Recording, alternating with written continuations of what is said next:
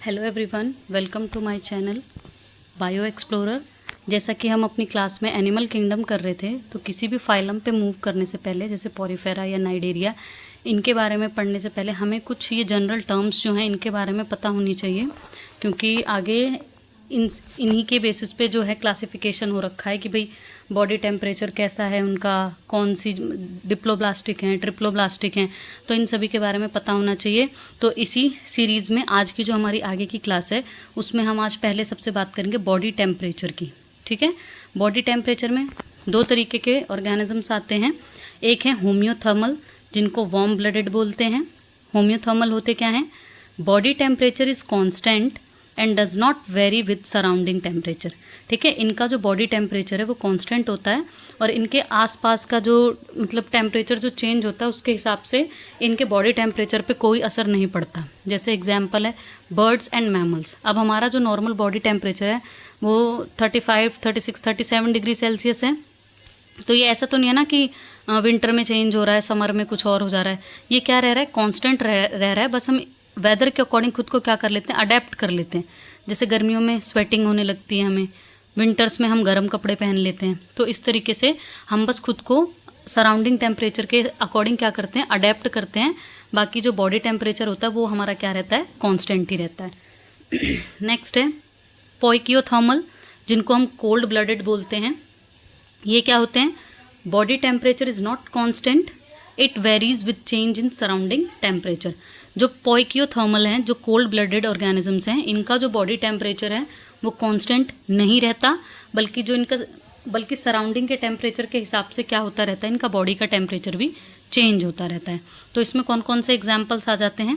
Invertebrates, fish, amphibians और reptiles. ठीक है, अब ये जो पोइकियोथर्मल्स हैं ये टू वेज से क्या करते हैं, दो तरीक़ों से खुद को डिफेंड करते हैं, सराउंडिंग टेम्परेचर से बचाते हैं। कैसे? पहला है हिबरनेशन, जिसको हम विंटर स्लीप बोलते हैं।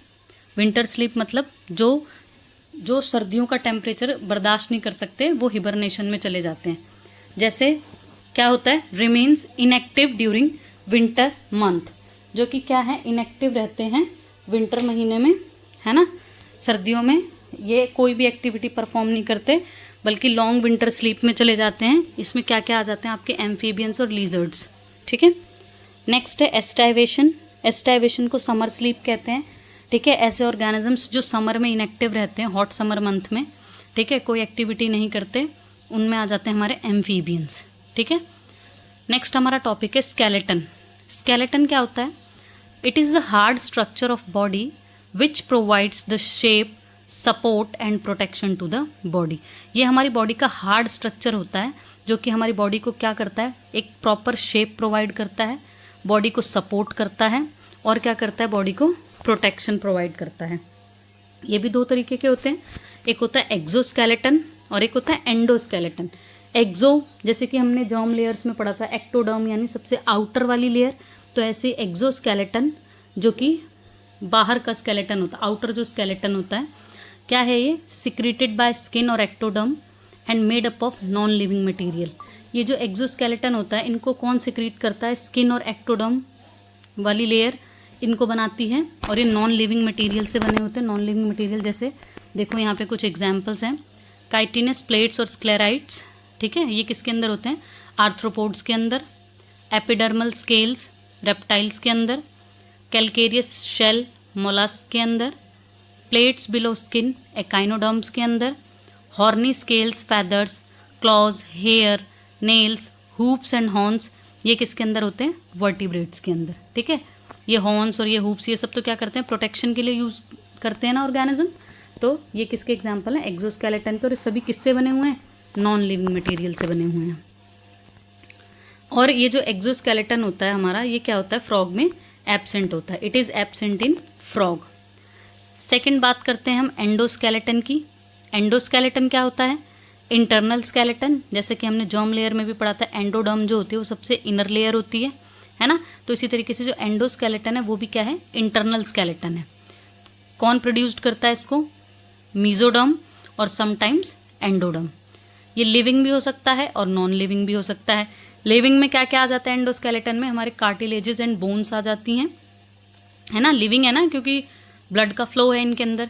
और नॉन लिविंग में हमारे क्या आ जाते हैं, यही कैलकेरियस प्लेट्स एकाइनोडर्म्स में एंड कैलकेरियस और सिलिशियस स्पिक्यूल्स पॉरीफर्स में। ठीक है, तो ये थी हमारी आज की क्लास, जिसमें हमने किसके बारे में पढ़ा, एक तो बॉडी टेम्परेचर के बारे में पढ़ा, दो तरीके के बॉडी टेम्परेचर, होम्योथर्मल और पोइकियोथर्मल। होम्योथर्मल जिनका बॉडी टेम्परेचर कांस्टेंट रहता है और सराउंडिंग टेम्परेचर के अकॉर्डिंग नहीं बदलता, और पोइकियोथर्मल जिनका बॉडी टेम्परेचर कांस्टेंट नहीं रहता और सराउंडिंग के अकॉर्डिंग क्या होता रहता है, चेंज होता रहता है। अब ये जो पोइकियोथर्मल है, ये दो तरीके से सराउंडिंग टेम्परेचर को डिफेंड करते हैं, एक हिबरनेशन जो विंटर स्लीप होती है और एक एस्टाइवेशन जो समर स्लीप होती है। नेक्स्ट हमने पढ़ा स्केलेटन। स्केलेटन बॉडी का हार्ड स्ट्रक्चर होता है जो कि क्या करता है, शेप, सपोर्ट और प्रोटेक्शन प्रोवाइड करता है बॉडी को।